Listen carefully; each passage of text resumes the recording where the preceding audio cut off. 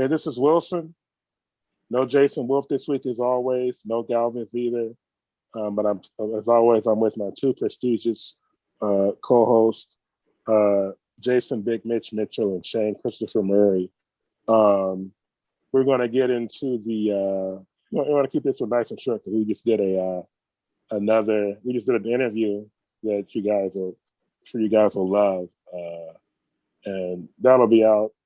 I don't know. I think I probably have to put this one on first because we're going to talk about we're talking about Media Day, what happened today, and then maybe we'll get into the latest episode of Legacy. But this is going to be a nice short one because we're tired. Like I said, we just got finished doing an interview with a guest. So Media Day happened today. So it was the first Media Day for Darvin Ham as a Laker and as a head coach. First Media Day for Patrick Beverley as a Laker, and first Media Day for everyone except as a Laker, that is, except for LeBron, AD, Westbrook, and Shane said also Austin Reeves, and Shane said Waylon Gabriel too. Thomas Bryant, but he left and he came back again. So this is second tour duty. Right. This is a team that's once again for the fourth straight year really. The Lakers have almost a brand new team. But just quickly, guys, I'll start with Shane. Shane, your thoughts on what we saw today at Media Day. I put something on the YouTube page that I took from the Spectrum Sportsnet Twitter page. They basically that's who where our Media Day was aired. There's all other Lakers content on television, and they posted a clip of Rob Pelinka saying that his goal is to maximize these prime these last years of LeBron. Of course, LeBron now in year 20, be 38 years old on December 30th. The thought I had was number one, does LeBron even care at this point in his career about maximizing these last years of his career? I thought when he came here that he was pretty much out of the championship business. He was coming here to make movies. He ended up winning the championship and that championship anyway in the bubble. But I wonder at this point in his career if LeBron James even cares about these last years of his career as far as winning championships. But yeah, what were you guys? Also, yeah, there was Rob Pelinka. He talked about the draft picks, as everybody keeps talking about. It's been at the center of all the discussions about potential Westbrook trade and the Lakers not want to give up their draft capital. And he mentioned some type of rule. I don't remember what the name of it was because I had never heard of it before. And I almost sounded like he was making it up. But he mentioned some type of rule about how you can't trade all of your draft picks. That was legit. That was legit. Okay, Shane, can you tell us more about it? Because it's been mentioned a few times in the past. That's why, if you remember, with the AD deal, this stems back to the AD deal.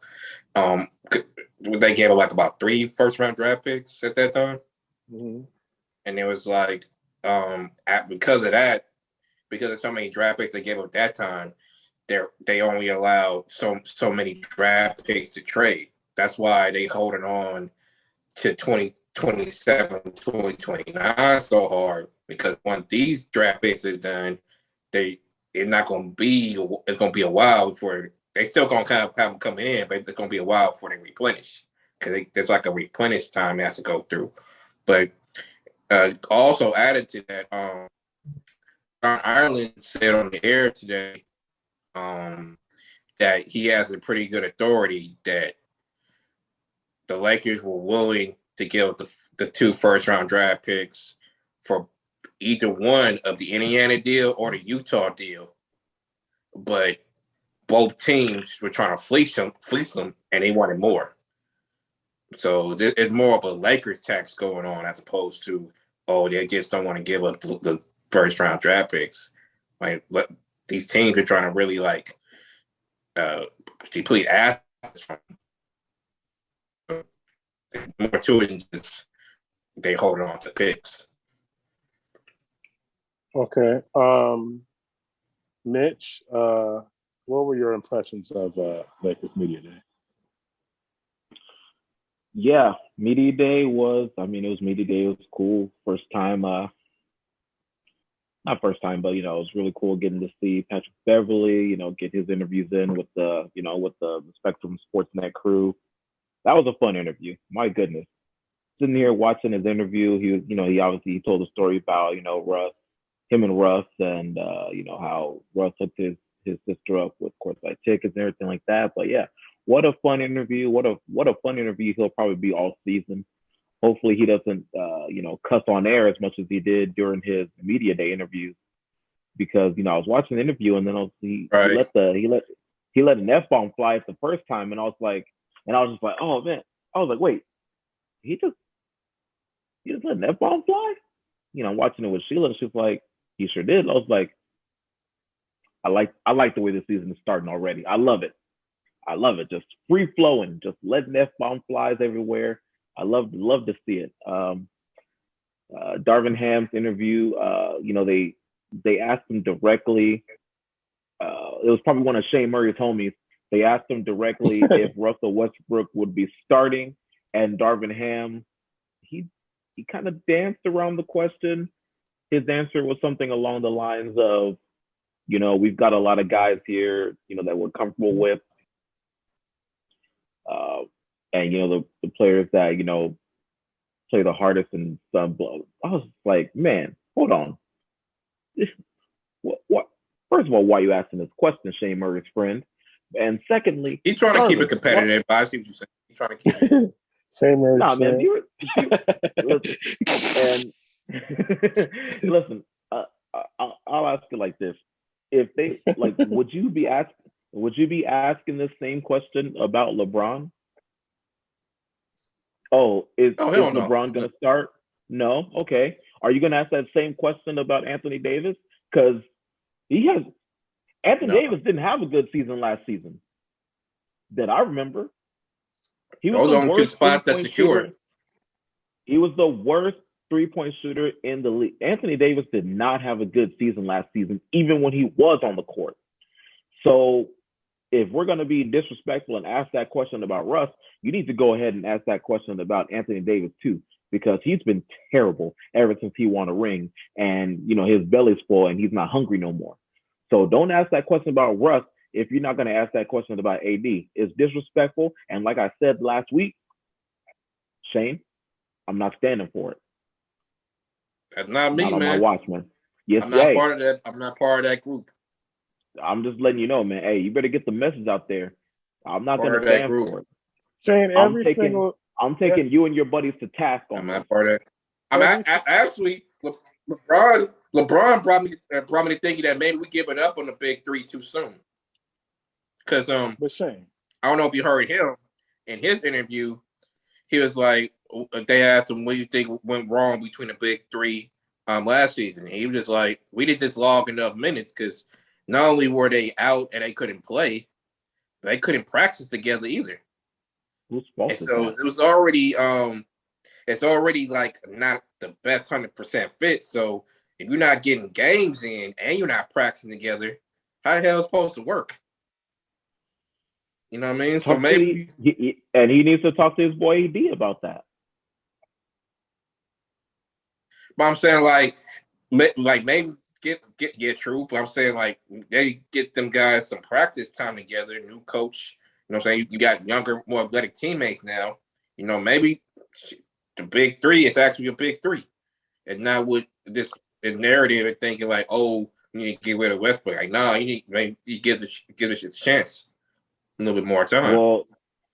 Listen. I mean, despite what you and your media cohorts are, the narrative that you guys are Don't trying to say me. portray Don't say me. on Russell Westbrook, I actually came out of media day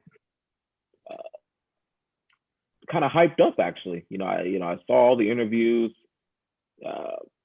I don't know why, but just especially like Thomas Bryant's interview. I mean, I feel like we got a lot of guys, Thomas Bryant and JTA Juan Toscano Anderson. I mean, it feels like a lot of these guys are hungry and just kind of ready to just like prove themselves. I know that. I mean, Patrick Beverley plays like that every year. I'm curious to see, where Dennis Schroeder's head is at. But Rob, made some good points about him, about Dennis in his interview with the media. So yeah, man, I feel like we got a lot of guys that are super gritty, are hungry, and ready to kind of prove themselves. And again, going back to JTA, I mean, during his interview, they kind of meant, because obviously he's coming from Golden State, and Patrick Beverley during his interview mentioned that there's only two guys in the league that do what he does. It's him and Draymond Green, and Juan Toscano Anderson put the pressure on himself. Like, hopefully after this year, he'll say that there's three guys that do what he does. And I don't know if he'll be vocal enough, but hopefully he'll be that kind of Swiss Army knife, tough-nosed defensive player that that Patrick Beverley and Draymond Green are. So I'm excited. You guys know that JTA is definitely one of my sleeper picks to be the X factor on this team. So after his interview, it's just words for right now, but I believe him. For right now. Obviously, Patrick Beverley, Russ. Hopefully Russ does what Russ does and plays freely. I think that'll be the big thing for him, just to kind of play free, play hard on defense, play free on offense, and just be. All he needs to do is be him. Right. That's all he needs to do, because throughout his career, he's already shown that he can play tough defense. Throughout his career, he can play freely on offense. So as long as he just, I forgot who said it. It might have been Shaq, right? That said, he was showing LeBron a little bit too much respect. Showing too much respect. I totally agree. Russ needs to be Russ, and sometimes, hey LeBron, you go stand in the corner and see if I kick it out to you, and then go do his thing. He might need to do that a couple of times. So I'm intrigued and encouraged after media day with what I heard from the guys.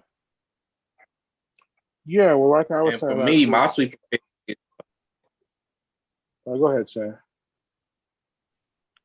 I would say for me, my sleeper pick is Lonnie Walker. Cause I know a lot of fans been knocking him in terms of like his defensive numbers and everything, but he's super athletic. He actually could shoot better than what they talking about. Like he shot like a nice 30 stroke. Yeah, and he's improved his scoring average every year, but just for whatever reason they focusing on, he shot 32% overall. But okay, he finished the season shooting 37% from three. So he got a lot to prove too. And I actually have a confidence team, not so much the record, but the style. I don't remember the team where it was Xavier Henry, Jordan Farmar, Nick Young, and they were going to have Kobe come in. Don't follow me with the record. Follow me with the. That team was terrible. This isn't starting off very good. Hey, what the? That's terrible. What if they were about? 15, 17? Hold on, pause. 22 and 60. If you remember, that team started 6-0, and then all the injuries happened, and then Kobe was done for the year. But imagine that same hunger they didn't start no damn 6-0. Maybe in the preseason. They didn't start no they damn 6-0. They didn't start on 6-0. Shane, that team did not start. They started on 6-0. Go look it up. Go look it up. They started 6-0. Go look it up. Yeah, we'll get a fact check. What year was that, Shane? Don't worry, people. We'll get a fact check on that for sure. Well, yeah. What year? I'm saying, like, in terms of hunger, some of these young players have the same hunger, except we actually have the big three to go with them. So, man, that hunger with the big three, it's going to surprise some people. Granted, everybody stay healthy and they learn how to play with.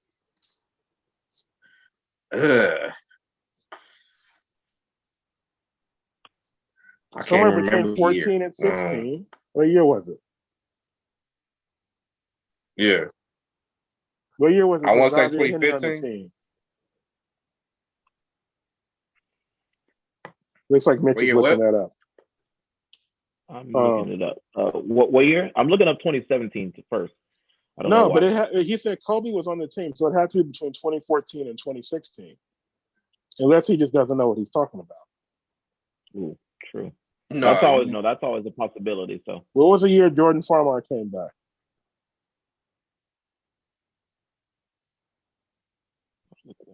not If sure. you just pull up Farmar and see what year that was he came back, that should answer the question of what year that was. I want to say it was 17. 2014.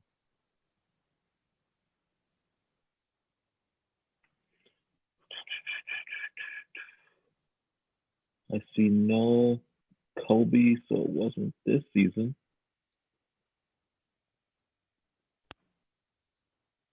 Shane, you're on the hot seat, brother.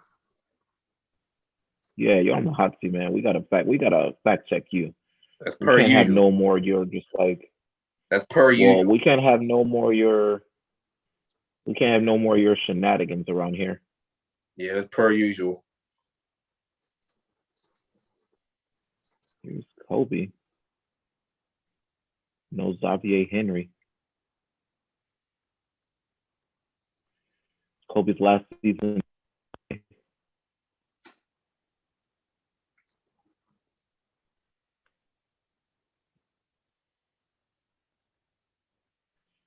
Let's see.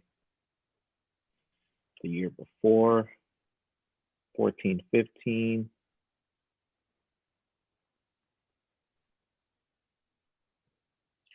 But yeah, as he's Here's doing Xavier. that, Okay, well, how did that year? How did they start the season?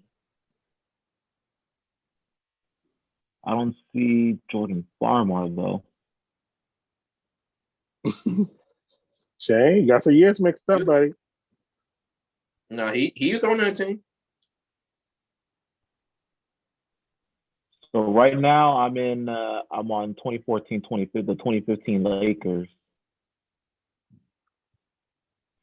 I mean, this team was 21-61. So Was Xavier Henry on that team? geez.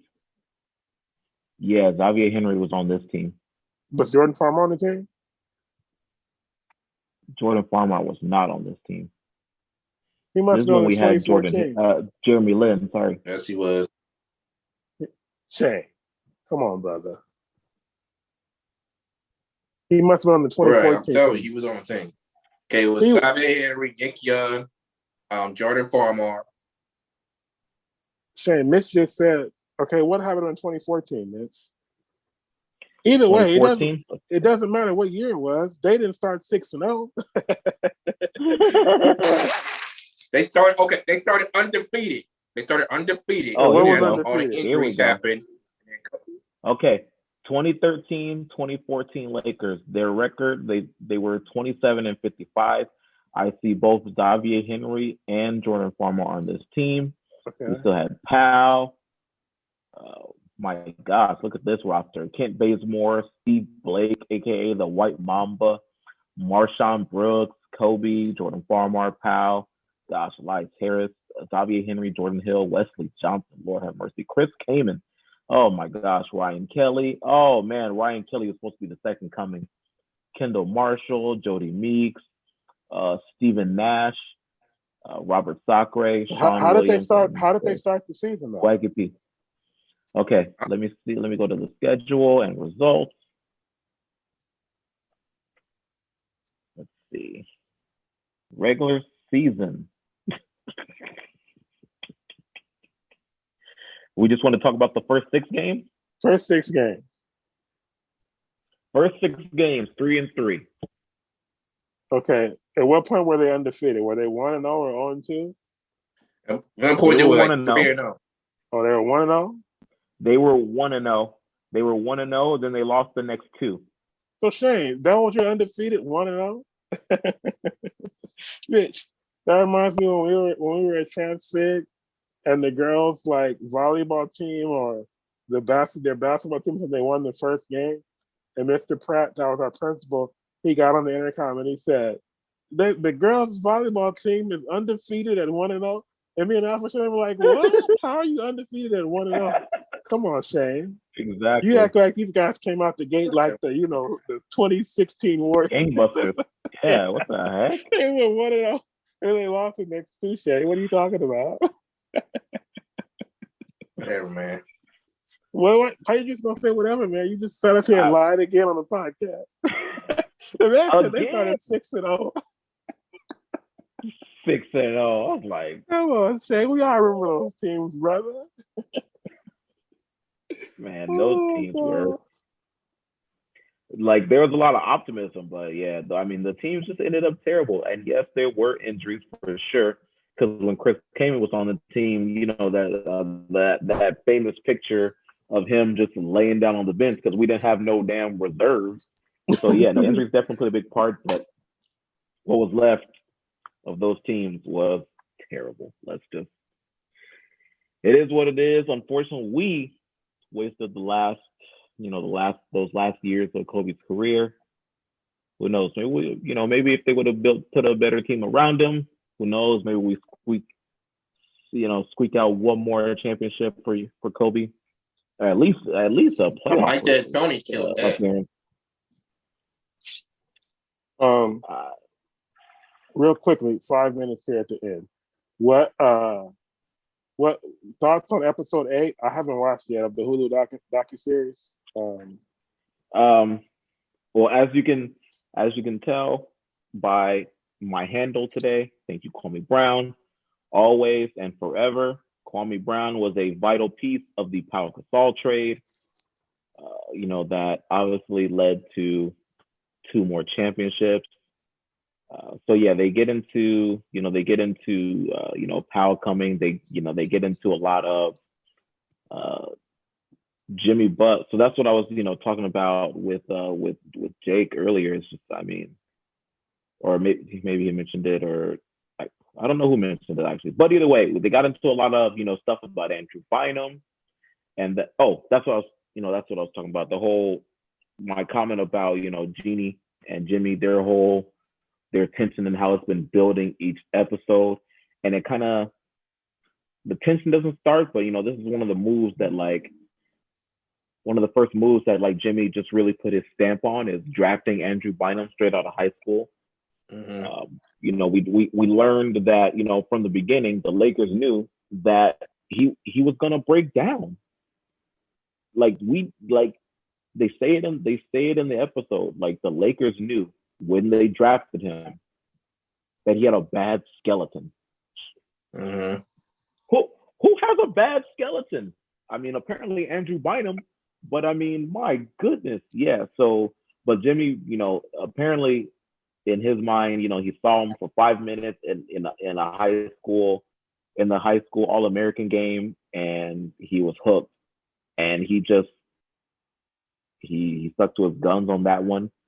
In the end, it worked out for the Lakers because obviously, again, we ended up getting 2 more championships with this guy. And for a minute there, it looked like he was definitely the next great center in the league. He had a good run. Obviously, after his Laker tenure didn't even exist because he got hurt and he never played again. But shout out to Andrew Bynum too. But I also want to shout out Mitch Kupchak for even pulling off a trade for Pau Gasol, for Kwame Brown, Javaris Crittenton, and two picks. To be fair, we also did give up the rights to Marc Gasol. Mm-hmm. But at the time it was Marc Gasol? Oh, who cares? We got rid of Kwame Brown and we getting Pau Gasol in return. And yes, that was amazing. Just to kind of think back on that time, and that team gelled so quickly. I know they kind of mentioned they went 32-7 after Powell came, and obviously that was 2008. So that's the year that we lost to the Celtics. But to have a mid-season trade like that and to just automatically go to the finals, Powell, Kobe, and that whole team. It really just gelled. That was such a special time. With the Mamba, and then obviously we couldn't have a Kobe interview, so it was really like a breath of fresh air to get an interview from Vanessa. Mm-hmm. Definitely big smile when she was on the screen, talking about the no trade calls. That was pretty funny. That was awesome to get her side, and it was good to get Derek Fisher's take on Kobe after changing to 24, and then also his change of leadership style from 2008 going into 2009. When we broke through and won the championship, beating the Orlando Magic with a gentleman's sweep. Yeah, man, the Kobe 24, man. I mean, as good as 8 was, man, 24 really just kind of, his leadership just took it to a different level. It was crazy, and it was good to hear Fish's take and how he could see it, from the beginning of the year. So I mean, I thought it was definitely a good episode, and like I said earlier, I mean, I can't wait to get past this. We just won, so in the end of the episode, we get the 2009 championship. So I can't wait to get into beating the Celtics, and then they're probably gonna have to get into after Kobe, or the down years of Kobe, or the final years of Kobe, and then we'll get into like the main event, which has been building, the Jimmy versus Jeannie. I'm so curious to hear what they both have to say about it. Even now, I'm sure it was a sore spot for them during the time, but yeah, I'm definitely curious to see what they have to say about it now. I'm just so intrigued by their beef. So yeah, those are my thoughts on Legacy. Oh, okay. This week. Before I forget, you mentioned the Celtics, Mitch. I mean, I don't even know if I want to get into this. Because this guy Shane Murray called me last week, ranting and raving, hooting and hollering about what I had said about the Ime Udoka situation. What are we going to talk about right now? No, you know what? Let's not even get into this. It appears that there was. What it appears now is. What'd you say? What'd you say? I didn't see it. I want to talk about it. What I was going to say is that it appears that you want to get to Ime Udoka, really? It appears that it wasn't just some broad that he was screwing. It was somebody who's somebody's broad, or she was married or something like that. So it was married. That's what I keep hearing. Yeah. Yeah. So it wasn't just I mean, it's deeper than that. But yeah, all right, Shane. Let's not get into your source. But yeah, you brought it up. I'm saying it's deeper than that. You know what? How do you know? One, because of Matt Barnes video. Two, the information that already TMZ then came out with, that she was the travel planner and even scheduled Nia Long's travel plans. Yeah, so it's more intricate than this. I mean, obviously. I'm saying it's more intricate than just, you smashed the woman over this woman. Nah, more to it than that. Like, you trying to simplify it, but no, yeah. I mean, to be fair, yeah, for Matt Barnes to take his video down and he even said it in his retraction video that, from what he heard, he can't get into it, but, he can't condone what happened. So, I mean, who knows what it was? He won't say. I mean, so we're just left to speculate, which I love to do, Twitter loves to do. So, I mean, let's speculate, man. I mean, it could be anything. But for the greasy, grimy Celtics to I don't know, man. It's just a weird situation. I mean, obviously, it's not great that it's just flat out done. He cheated on Nia Long, guys. I mean, come on. What are we talking about here? But this guy Shane was trying to make it seem like, he broke the freaking handbook rule that's universal in any corporation, that you can't have relations it's policies in corporate America that you don't fraternize like that. Obviously, it happens, but you're supposed to keep it hush. It's not every team though. I mean, about the Lakers, the rule for the Lakers. It's not every team. It's a rule that the greasy, grimy Celtics have. Yeah, but they wouldn't have blown up their own spot like that unless they had no other choice, and they was going to get even dirtier if they hadn't they would done not anything. prepare for that shit. But I mean, also, they're the Celtics. You know, they're a trash organization. Look how they treated Isaiah Thomas. Racist organization. This is par for the course for them dirty, greasy, grimy, ugly Celtics. Like the way that they treated Isaiah Thomas, the way that they're treating Ime Udoka, because I mean, all we have to go off of is what we know. So all we know is that he cheated on Nia Long. I mean, that's not really cause to get suspended for a year. It's not really cause to even, like lose your job, technically speaking. But I mean, apparently it's a rule in their stupid handbook. It is what it is. He broke the rule, to be fair. But I mean, but I feel like he can't be like the first one in the organization to like. No, he's not the first one. It happens all the time. But okay, so that's why I'm saying this is par for the course for this greasy, grimy Celtics for them to put his business on blast. So I don't know. The Celtics suck. Right, and also I just want to say one other thing. Nia Long, she's 50. Everybody can stop saying. Stop hating on Nia Long, please. You know what? I know Nia Long once upon a time was a very beautiful woman. She's still is beautiful, dog. She's 50 years old now. And even if she was, it doesn't matter how old the woman is. If you're a man, you always gonna want other women. It doesn't matter if you're happy in a relationship. Oh my God! I don't know how to prove that message. I don't. I don't know how to prove that message. When a woman is happy in a relationship, she doesn't see any other guys. But when a guy is happy in a relationship, he still sees and wants and desires other women. And don't let Shane Murray tell you in his myopic view. I wanna go on the record and say that I do not. Well, they say black men don't cheat, but apparently, I mean, by yourself on that. Well, I mean, Ime Udoka. I mean, I guess he's like Nigerian or something. So black American, right? Yeah. The only thing I will say about the Udoka situation is the only thing I will say, Nia Long was filming the Best Man series, so maybe in his mind, Homie was feeling lonely because she out there filming and he trying to have none, he can't get none because she's filming. Maybe he felt some type of that has nothing to do with it, bro.